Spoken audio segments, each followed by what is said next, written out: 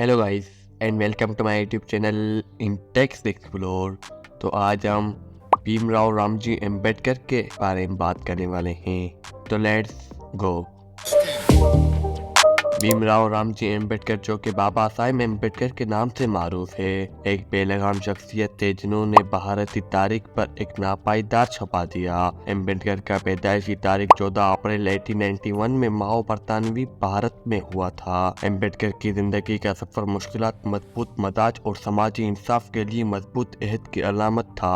उनका वर्षा भारतीय सिस्टम के अहम हिस्से के तौर पर भारती सिंह की सरबराही का किरदार है और वो जिल्लतकश तबके के हुकूक के लिए मशगूल थे और उनका मकाम बहुत बुलंद है।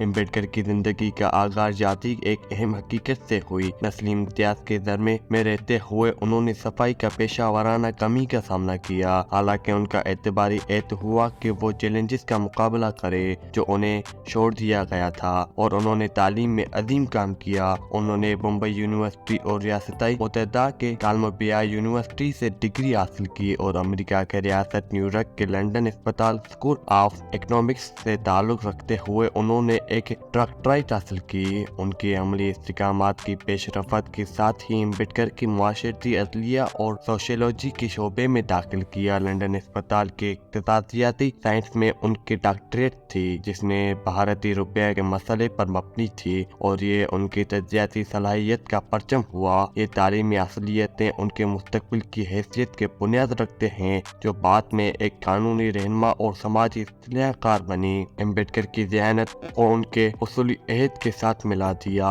उन्हें एक मुख्तलिफ राह पर ले आया जो मशहूर तहकीकी काम काज का नेशन में उन्होंने जाति इम्तियाज के निज़ाम का मुस्तद मायबी जायजा लगाया और उनकी मुकम्मल तहकीक को जरूरत नहीं मानते हुए उसका खात्मा करने के लिए इरादा किया। उन्होंने जाति बंदी और उनकी यकसानी और इंसाफ पर मबनी मुआशरती निज़ाम के बुनियाद रखने का ख्वाब देखा।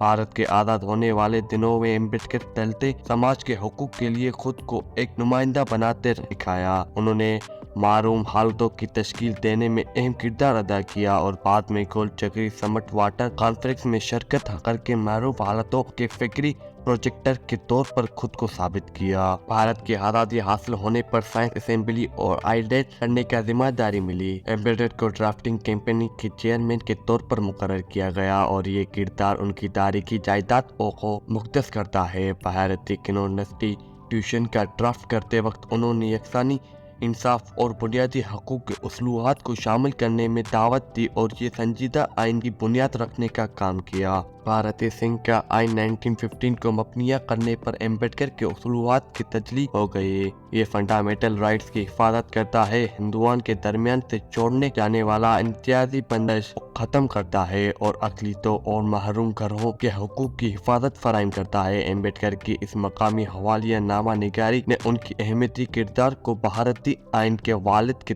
तौर पर पहचान दिया। आज़ादी के बाद एम्बेडकर ने मुल्क की तरक्की अपना किरदार अदा किया। उन्होंने जवाहरलाल नेहरू के वजीर खाने में पहले कानून वजीर के तौर पर खिदमत दी, जहाँ से उन्होंने हिंदू कानून बिल शुरू किया। ये बिल हिंदू शख्सी कानूनों को कोडिफाई और इस्लाह करने की जानिब कर रहा था जो शादी, तलाक और वरासत से मुतालिक मसलाओं को पेश करने का मकसद रखता था। एम्बेडकर का समाजी इंसाफ के लिए काविशें करने का अहद कानूनी इस्लाहात से पारा नहीं था, बल्कि उन्होंने तालीमी इदारों और हुकूमती नौकरियों में रिजर्वेशन के लिए जदोजहद की। उनकी काविशें तारीखी सतह पर और इम्तियाज़ात के खिलाफ जदोजहद का आगाज करने की बुनियाद रखती है।